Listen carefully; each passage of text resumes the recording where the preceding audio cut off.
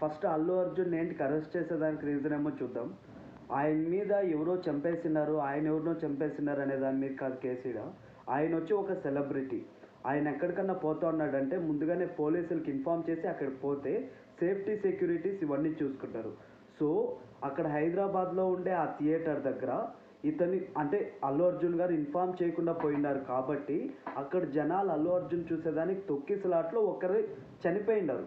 ఇక్కడ అల్లు అర్జున్ది మిస్టేక్ ఉంది. అక్కడ సినిమా థియేటర్ ఓనర్స్ ఉంటారు చూడండి, థియేటర్ ఓనర్స్, వాళ్ళది కూడా మిస్టేక్ ఉంది.